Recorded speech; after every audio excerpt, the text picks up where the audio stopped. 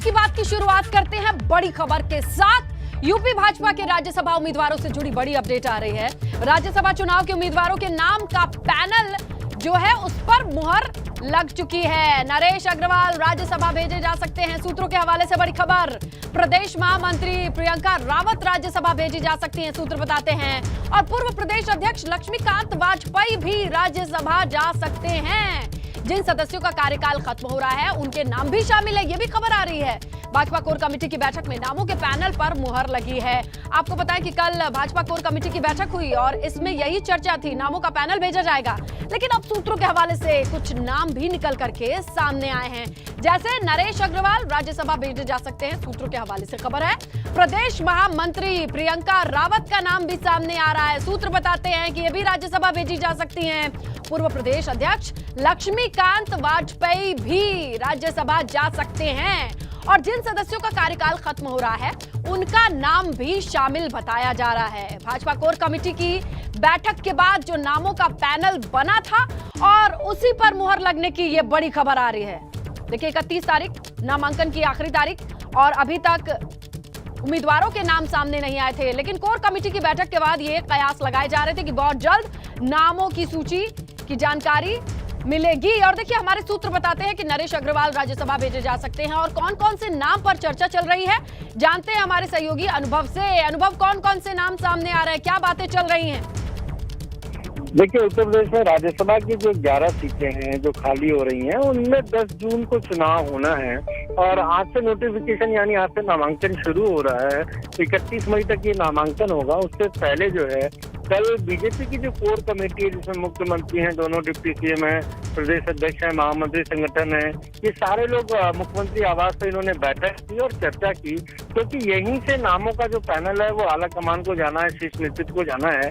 और चूंकि 11 में से 8 सीटें जो है वो बीजेपी जीत सकती है, जो उसके पास सदस्यों की संख्या है, तो 5 जो वर्तमान में अभी राज्यसभा के सदस्य हैं उनके नाम कहा जा रहा है कुछ पैनल में है, यानी शिव प्रताप शुक्ला का नाम है, जफर इस्लाम का नाम है, संजय सेठ भी हैं, सुरेंद्र नागर भी हैं, जयप्रकाश निषाद भी हैं। तो ये कहा जा रहा है कि जब कल चर्चा हुई तो ये 5 नाम तो पैनल में रखे गए हैं, पर 3 और नाम है जिसमें नरेश अग्रवाल का नाम भी शामिल किया गया है। और ये पार्टी मानती है कि 2022 के जब विधानसभा चुनाव हुए तो उन्होंने कहीं कि वैश्य समाज के लोगों को पार्टी के साथ जोड़ने का काम किया। एक और महत्वपूर्ण नाम है वो प्रियंका रावत का है। पहले बाराबंकी से वो सांसद थी, फिर उसके बाद अभी वो प्रदेश महामंत्री है, महिला है, तो उनके नाम की भी चर्चा। लक्ष्मीकांत वाजपेयी, देखिए 2022 में जो जीत मिली बीजेपी को उसमें जो उसका सदस्यता अभियान था उसमें महत्वपूर्ण भूमिका निभाई और इसीलिए लक्ष्मीकांत वाजपेयी के भी नाम की ब्राह्मण वोटर्स के लिए। और ये काफी महत्वपूर्ण है कि 4 नाम यहाँ से जाएंगे और 4 नाम केंद्र सरकार केंद्र से आएंगे, यानी शीर्ष नेतृत्व ये तय करेगा कि वो 4 नाम कौन होंगे। बिल्कुल। तो अनुभव, क्या इसमें 2024 की रिफ्लेक्शन दिखाई दे रही है? क्या समीकरण है जिनका ध्यान में रखा गया होगा? देखिए बिल्कुल रिफ्लेक्शन दिखेगा और ये तो हम बार बार कह रहे हैं कि ना केवल ये जो राज्यसभा की सीटें खाली हो रही हैं यहाँ जब उम्मीदवार तय होंगे, बल्कि जब विधान परिषद के अभी जब जुलाई में आप देखिए सीटें खाली होंगी, वहां पर भी 13 सीटें खाली हो रही, जहाँ पर बीजेपी 9 सीटें जीत सकती है, तो उसमें भी रिफ्लेक्शन दिखेगा। बिल्कुल अनुभव, बीजेपी हर एक कदम फूक करके रखती है, अच्छा खासा होमवर्क होता है, रिसर्च वर्क होता है, तब जाके एक फैसले पर पहुंचते हैं। अनुभव, शुक्रिया तमाम जानकारी के लिए। तो राज्यसभा का काउंटडाउन स्टार्ट हो गया है। आज से राज्यसभा चुनाव के लिए नामांकन की खबर आ रही है। आइए चलिए जल्दी से समझते हैं कि बुलेट पॉइंट्स क्या हैं, आज राज्यसभा के चुनाव से जुड़ी क्या अहम चीजें होने वाली है। तो देखिए आज से खबर यह है कि चुनाव के लिए नामांकन की शुरुआत है और 31 मई तक ये नामांकन की प्रक्रिया चलेगी।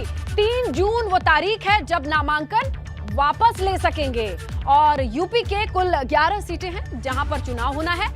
10 जून को सुबह 9 बजे से शाम 4 बजे तक वोटिंग होनी है, मतदान होगा और 10 जून को ही शाम 5 बजे नतीजे भी आ जाएंगे। तो ये अहम जानकारी है, ये अहम खबर है। और जो बुलेट पॉइंट्स है वो हमने आपके सामने रख दिया है कि विधानसभा चुनाव, राज्यसभा चुनाव को लेकर के जब काउंटडाउन स्टार्ट हो गया है तो क्या चीजें अभी तक हो चुकी हैं और आने वाले वक्त में कैसे कैसे होंगी। 31 मई तक नामांकन का ये पूरा काम चलेगा। और देखिए खबर आ गई है कि कौन कौन हो सकता है, ये हमने आपके सामने रखा।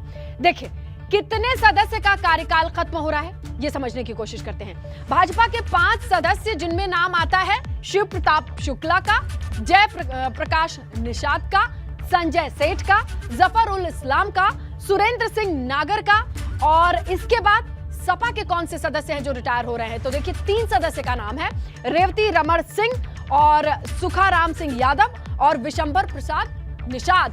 बसपा के भी कैंडिडेट हैं और जिनका कार्यकाल समाप्त हो रहा है, वो है सतीश चंद्र मिश्रा और अशोक सिद्धार्थ। कांग्रेस का एक सदस्य भी है जिसकी कार्यकाल समाप्त हो रहा है, वो नाम है, बड़ा नाम है कपिल सिब्बल का। तो अब ये नाम जो अपना कार्यकाल पूरा कर चुके हैं, तो उनकी जगह पर कौन आएगा, इसके लिए चुनाव होगा। गणित समझने की कोशिश करते हैं। देखिए, एक सदस्य के लिए 34 विधायकों की जरूरत होगी, उनके वोटिंग की जरूरत होगी। संख्या बल के हिसाब से 7 सीट पर बीजेपी की जीत तय है, संख्या बल के हिसाब से 3 सीट पर सपा की जीत तय है, 11वीं सीट पर कांटे की टक्कर मुकाबला होगा, ये कयास है। और पहली बार यूपी से कांग्रेस का कोई राज्यसभा सदस्य नहीं होगा, ये बड़ी खबर है। तो यूपी भाजपा के राज्यसभा उम्मीदवारों से जुड़ी बड़ी खबर है, जहां पर कल कोर कमेटी की बैठक हुई, उसमें जो नामों का पैनल भेजा गया, उसमें ज्यादातर नामों पर मुहर लगी है, ये खबर आ रही है। प्रदेश महामंत्री प्रियंका रावत राज्यसभा भेजी जा सकती हैं, सूत्रों के हवाले से यह खबर है। पूर्व प्रदेश अध्यक्ष लक्ष्मीकांत वाजपेयी भी बड़ा नाम है, राज्यसभा भेजे जा सकते हैं, 2022 में इनकी भूमिका थी। आइए आगे बढ़ते बात करते हैं यूपी विधानसभा के बजट सत्र के। बजट सत्र का आज दूसरा दिन है और आज भी सदन में जोरदार हंगामा हो सकता है, इस बात के आसार है। हालांकि आज राज्यपाल के अभिभाषण पर सदन में चर्चा होगी। नेता प्रतिपक्ष राज्यपाल के अभिभाषण पर अपना पक्ष रखेंगे। इसके अलावा कांग्रेस, आरएलडी, सुभासपा के नेता भी इस चर्चा में शामिल होंगे। जबकि मुख्यमंत्री योगी आदित्यनाथ सुबह 11 बजे विधानसभा की कार्यवाही में शामिल होंगे, ये भी खबर आ रही है। कल का दिन बीता जहां पर 1 घंटे 10 मिनट तक चला राज्यपाल का अभिभाषण। हंगामे के बीच तख्ती, बैनर, पोस्टर सब कुछ लेकर के सपा के विधायक पहुंचे थे मंडप में और वो तस्वीरें आई थी, हमने आपको लगातार दिखाई थी। और आज दूसरा दिन है, आज भी हंगामे के आसार दिखाई देते हैं। राज्यपाल के अभिभाषण पर चर्चा होनी है। सीधा रुख करते हैं हमारे सहयोगी अनुभव का और जानकारी लेते हैं कि आज किस तरीके की रणनीति दिखाई दे रही है। आज किस तरीके से इस कार्यवाही में तमाम विधायक शामिल होंगे। जी अनुभव, किस तरीके के इनपुट मिल रहे हैं, आज क्या करने वाला है विपक्ष, किस तरीके की जानकारी है?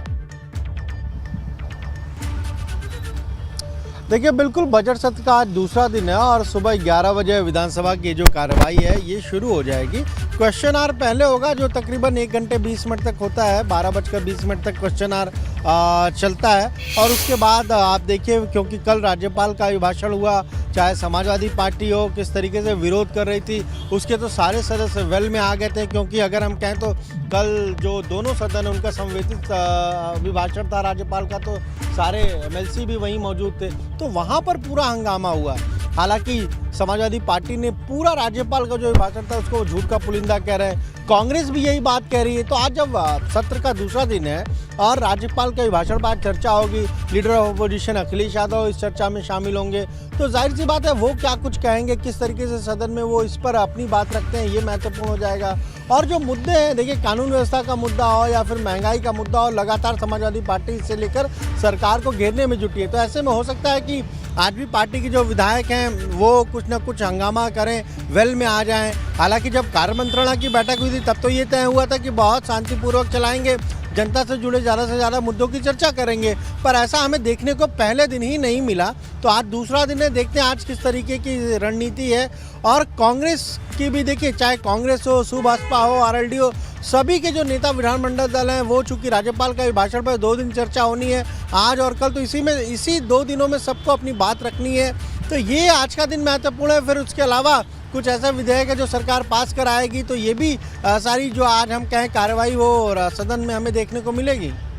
बिल्कुल, तो आज की कार्यवाही पर नजर रहेगी। कल का पूरा दिन देखा ये गया कि हंगामा रहा, तख्तियां, बैनर, पोस्टर लेकर के पहुंचे थे, लेकिन आज की कार्यवाही स्मूथ हो सकती है, ये बड़ी जानकारी दे रहे थे हमारे सहयोगी अनुभव। और इसी तैयारी पर भी हमारी नजर रहेगी। कैसे ही 11 बजे का वक्त है जब ये कार्यवाही शुरू होगी, जहां प्रश्नकाल होगा, ये तमाम जानकारी हम आप तक पहुंचाएंगे। तो आज देखिए, जिसे झूठ का पुलिंदा बता रहे थे राज्यपाल के अभिभाषण को, उसी पर चर्चा होनी है अनुभव। तो बहुत सारे बिंदुओं पर तैयारी हो चुकी होगी।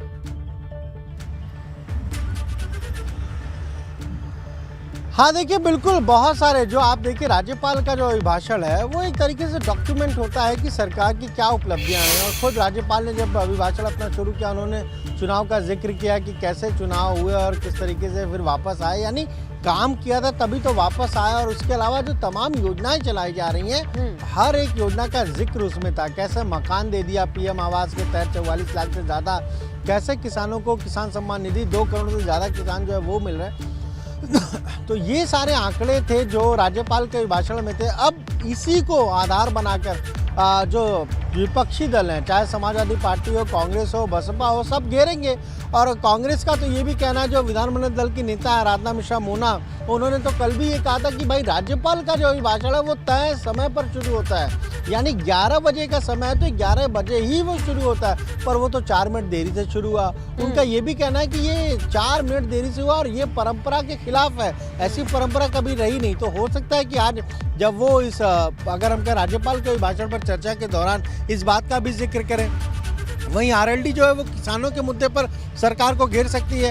हालांकि कल हमने देखा सुभाषपा ओम प्रकाश राजभर की जो पार्टी है उसके लोग, उन्होंने कोई प्रोटेस्ट नहीं किया, वो चुपचाप शांत बैठे रहे। और वो बात आपने देखा किस तरीके से ओम प्रकाश राजभर ने कहा कि ये ठीक नहीं है, समाजवादी पार्टी के जो सदस्य है वो जो हंगामा कर रहे हैं वो ठीक नहीं है, राज्यपाल का अभिभाषण तो सबको सुनना चाहिए। तो कहीं ना कहीं ओम प्रकाश राजभर ने पहले ही दिन, बजट के पहले दिन संकेत दे दिए कि उनका ट्रैक कुछ अलग हो रहा है, वो किसी अलग ट्रैक पर जा रहे हैं। बिल्कुल अनुभव, और ये संकेत आज साफ तौर पे दिखाई भी देंगे, क्योंकि किसने कितना ऑब्जेक्शन उठाया, किसे अभिभाषण से क्या क्या दिक्कत है, ये तो आज स्पष्ट हो जाएगा, ये चीजें सामने आएंगी। अच्छा, कौन कौन से ऐसे पॉइंट्स हैं जिसको लेकर के एकदम तैयारी पुख्ता है कि आज सरकार को घेरा ही घेरा जाएगा? देखिए, सबसे बड़ा मुद्दा तो लॉ एंड ऑर्डर, कानून व्यवस्था का है। क्योंकि समाजवादी पार्टी को आप देखिए, हर दिन अगर उनके आप ट्विटर अकाउंट को ही खंगाल लीजिए तो किसी न किसी घटना को लेकर वो सरकार को घेरते हैं। और चाहे अखिलेश यादव हो या पार्टी का ट्विटर हैंडल उठा लीजिए, तो वो एक बड़ा मुद्दा है। और आज भी उसी मुद्दे पर आप देखिए, हो सकता है कि विधानसभा के भीतर समाजवादी पार्टी के लोग हंगामा करें, जिस तरह से घटनाएं प्रदेश के अलग अलग जिलों में हुई हैं। और उन्हीं सारी चीज़ों को लेकर ये लगातार घेरने का काम किया जा रहा है। इसमें फिर आप देखिए, क्योंकि सबसे ज़्यादा अगर हम संख्या कहें या फिर जो सबसे मजबूत दल है विधानसभा में, वो समाजवादी पार्टी है, लीडर ऑफ ऑपोजिशन। बिल्कुल, और ये देखना होगा कि अखिलेश यादव किस तरीके से घेरेबंदी करते हैं, किस तरीके से अभिभाषण पर चर्चा करते हैं। शुक्रिया अनुभव, तमाम जानकारी के लिए। हम आगे बढ़े, बात कर लेते हैं ज्ञान वापी विवाद की। आज वाराणसी के साथ साथ प्रदेश के लिए भी बड़ा दिन, क्योंकि आज ज्ञान वापी पर जिला अदालत को अपना फैसला सुनाना है। कल ज्ञान वापी मस्जिद विवाद पर वाराणसी की जिला अदालत में सुनवाई हुई और इस दौरान जिला जज अजय कुमार विश्वेश ने फैसला आज तक के लिए सुरक्षित रख दिया है, जो आज दोपहर के बाद फैसला सुनाया जाएगा। जिला अदालत ने अपना आदेश इस आधार पर सुरक्षित रखा है कि इस विवाद की आगे की सुनवाई की प्रक्रिया क्या हो भी या ना हो। ज्ञान वापी मामले पर सोमवार को सुप्रीम कोर्ट के आदेश के बाद जिला जज की अदालत में पहली दफा सुनवाई हुई। जिला जज ने दोनों पक्षों को सुना। हिंदू पक्ष ने सर्वे के साक्ष्य पर बहस करने की दलील दी, तो वहीं मुस्लिम पक्ष 7-11 पर बहस करने की दलील देता नजर आया। उनका कहना है कि यह मामला ही नहीं बनता है, अब कोर्ट आज 2 बजे के बाद फैसला सुना सकता है, ऐसी खबर आ रही है।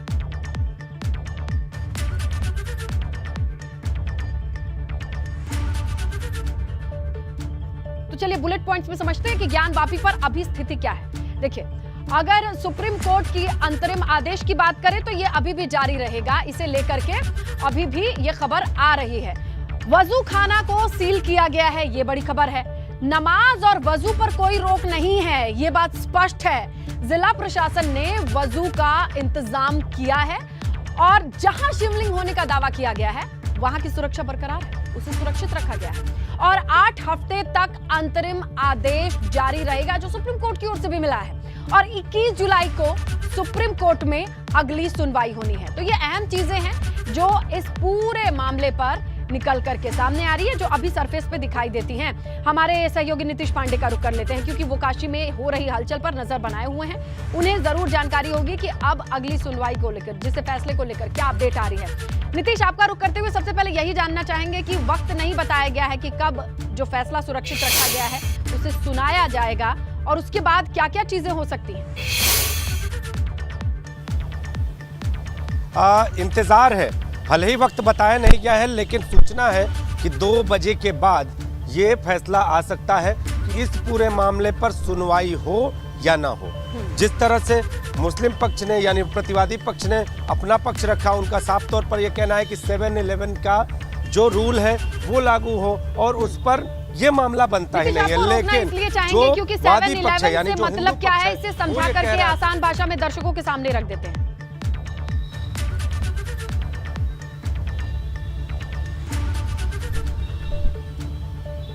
तो देखिए नीतीश, ये बात भी तो है, मुस्लिम पक्ष का ये कहना है कि ये केस होना चाहिए या नहीं। नीतीश, आप तक आवाज पहुंच रही है मेरी? जी जी जी, सवाल एक बार और दोहरा दे। मुस्लिम पक्ष का कहना ये है नीतीश, अगर आसान शब्दों में कहें, कि ये केस ही नहीं बनता है, इस केस को फाइल होना चाहिए या नहीं। सही हूं मैं? जी जी जी, बिल्कुल। इसी पर डिटेल दीजिए नीतीश। हाँ, आपको बताऊं कि जो प्लेसेस ऑफ वर्शिप एक्ट है उसके तहत मुस्लिम वक्त जो मुस्लिम पक्ष है यानी जो प्रतिवादी पक्ष है, ये लगातार कह रहा है कि जो ये केस है वो पूर्णतया इस पूरे मामले पर फिट नहीं बैठता। यानी जो पिछले जो सर्वे की सारी चीजें हैं, अगर फैसला मुस्लिम पक्ष के पक्ष में आता है तो कहीं ना कहीं जो पिछला जो सर्वे हुआ है वो सब कुछ कहीं ना कहीं कुछ एक अधूरापन सा रह जाएगा। लेकिन अगर हिंदू पक्ष यानी वादी पक्ष के पक्ष में फैसला आता है, आपको बता दूं कि वादी पक्ष का यही कहना है कि आप कहते हैं कि जो पूजा का अधिकार का नियम है, जो पूजा के अधिकार का एक्ट है, वो सिर्फ हम पर ही लागू होगा। ये कैसे होगा? अगर आप इन सर्वे के आधार की चीज़ों को पहले स्पष्ट करेंगे और फिर इनको आप 7-11 में शामिल करेंगे तो हो सके कि इस एक्ट के कहीं ना कहीं जो उपयोग की स्थिति है वो आप पर भी लागू हो जाए। तो जो वादी पक्ष है, जो हिंदू पक्ष है, वो साफ तौर पे ये कह रहा है कि जो साक्ष्य मिले हैं पहले उन पर बहस हो जाए, फिर उनको शामिल किया जाए। 7-11 पे हम बहस करने को तैयार हैं, 7-11 पे बहस होगी, लेकिन पहले ये निश्चित हो जाएगा बहस के द्वारा कि आखिर ये पूरी चीज़ क्या है, क्या वहाँ मंदिर है, क्या वहाँ मस्जिद है, या फिर जो परिसर है वहाँ जो साक्ष्य मिले हैं वो किस बात की गवाही देते हैं। तो ये सारी बातें कल की बहस में हुई हैं। अब ये देखना है कि आज जिला जज वाराणसी का जो फैसला होता है होगा ये नीतीश, क्योंकि प्लेसेस ऑफ वर्शिप एक्ट की बात करें तो ये केस ही नहीं बनता है। ऐसे में जिसके भी पक्ष में आज का ये फैसला आएगा तो उसके लिए क्या क्या आगे की रेमेडी बचती है, आगे कौन सी लीगल रेमेडी बचती है दोनों पक्ष के हिसाब से, इस बारे में बातचीत हुई है आपकी? देखिए, अगर अगर हिंदू पक्ष के अगर खाते में फैसला आ जाता है और ये होता है कि जो सुनवाई है वो जो साक्ष्य मिले हैं, जो सर्वे साक्ष्य मिले हैं, उनके आधार पर अगर सुनवाई, हिंदू पक्ष के अगर पक्ष में फैसला आता है, वादी पक्ष के पक्ष में फैसला आता है, तो जो साक्ष्य मिले हैं पहले उन पर सुनवाई होगी और सर्वे की जो रिपोर्ट, जिसे कोर्ट के ही आदेश पर यानी सिविल कोर्ट के आदेश पर सर्वे जो कराया गया था, उसको आधार बनाकर पहले इस पर सुनवाई हो जाती है। जो साक्ष्य मिले हैं सबको शामिल किया जाता है। तो कहीं ना कहीं हिंदू पक्ष यानी वादी पक्ष को अपने दावे में मजबूती मिलती हुई दिखाई देगी। लेकिन अगर फैसला मुस्लिम पक्ष प्रतिवादी पक्ष के खाते में जाता है तो निश्चित तौर पर यह पूरा मामला कहीं ना कहीं सन्नाटे में चला जाएगा। ऐसी स्थिति में फिर जो वादी पक्ष है उसे उच्च न्यायालय या फिर उच्चतम न्यायालय इनकी शरण में जाना पड़ेगा। लेकिन आपको बताऊं कि जो उम्मीद है एक्ट पर आकर के बातें टिक जाती हैं, देखना होगा उस पर क्या स्टैंड रहता है। आज का ये फैसला बहुत अहम होगा, इसी पर आगे की कार्रवाई टिकी हुई है। नीतीश, आप नजर बनाए रखिएगा, आपसे अपडेट लेंगे ज्ञान वापी मामले पर, और हमारे सहयोगी नीतीश ये जानकारी दे रहे थे। रामपुर से बड़ी खबर मिल रही है, एमपी एमएलए कोर्ट में पेश नहीं होंगे आजम, ये बड़ी खबर है। डूंगरपुर बस्ती मामले में कोर्ट ने व्यक्तिगत रूप से उनको तलब किया था। आजम पर आरोप तय करने की प्रक्रिया शुरू होनी है। आजम पर डूंगरपुर बस्ती से जुड़े 12 मुकदमे दर्ज हैं। ऐसे में व्यक्तिगत तौर पर उन्हें पेश होने की बात सामने आई थी, लेकिन वो पेश नहीं होंगे, ये बड़ी खबर है। ज्यादा जानकारी सहयोगी उबैदुर रहमान से लेते हैं और रुक करते हैं उबैदुर का। उबैदुर, कोर्ट में पेश नहीं होंगे, खबर यह है कि कार्यवाही में शामिल नहीं होंगे। कहां है आजम? देखिए, हमारे सूत्रों के मुताबिक अभी आजम खान लखनऊ में ही हैं और अगर वो सदन जाएंगे, क्योंकि सदन की कार्रवाई है, तो मुश्किल से 5-10 मिनट के लिए वो जाएंगे। लेकिन जो सूत्र हैं वो ये बता रहे हैं कि वो सदन भी नहीं जा पा रहे हैं क्योंकि उन्हें बहुत ज़रूरी मीटिंग्स किसी के साथ करनी है। उसके अलावा वो रामपुर नहीं आ पा रहे हैं क्योंकि यहाँ कोर्ट में तारीख भी है, तो हो सकता है आज वो हाजिरी माफ़ी लगाएं कोर्ट में और अगली तारीख पर कोर्ट में शामिल होंगे। इसके अलावा आजम खान की जो प्राथमिकताएं हैं वो सबसे ज़्यादा ये है कि जो उनके लीगल एडवाइजर्स हैं उनके साथ मीटिंग्स है। उसके अलावा कुछ मुस्लिम बुद्धिजीवी उनसे समय ले रहे हैं, वो मिलना चाह रहे हैं। इसके अलावा कुछ और अन्य दलों के नेताओं में होल्ड लगी हुई है कि वो आजम खान से मीटिंग करें। तो आजम खान चारों तरफ से घिरे हुए हैं, इसलिए वो ये तय नहीं कर पाते हैं कि किस कार्यक्रम में जाना है, कहाँ जाना है, क्योंकि कल भी वो सिर्फ शपथ लेने के लिए विधानसभा गए थे और शपथ लेने के बाद वो निकल गए थे। उसके बाद कुछ लोगों से उनकी मीटिंगें हुई हैं, देर रात तक उनकी कुछ लोगों से मुलाकातें रही हैं, मीटिंग्स रही हैं, अपने लीगल एडवाइजर्स के साथ में उनकी मीटिंग्स हुई हैं। और उसके अलावा जो मुस्लिम समाज के बड़े बड़े स्कॉलर्स, बुद्धिजीवी हैं या राजनेता हैं, उनके साथ भी उनकी आने वाले टाइम में मीटिंग हो सकती है या ये खुद जा सकते हैं उन लोगों से मिलने, वो लोग उनसे आ सकते हैं। तो इस बार जो देखिए, आजम खान ने जिस तरह से कहा था कि जो मुस्लिम इंस्टीट्यूट्स हैं उनके जो पदाधिकारी हैं, चाहे दारुल उलूम देवबंद हो, बरेली हो, अशरफिया मुबारकपुर हो या बिहार शरीफ हो या और जो अन्य मुस्लिम पर्सनल लॉ बोर्ड के लोग हैं, आप उन सबको नजर उन्होंने बनाए दावत दी रखिएगा थी। क्योंकि तो अब सूत्रों के हवाले से ही जानकारी मिल पा रही है कि आजम कहां जा रहे हैं, किससे मिल रहे हैं, और हमारे सहयोगी ये अपडेट लगातार दर्शकों तक पहुंचा रहे हैं। शुक्रिया उबैदुर।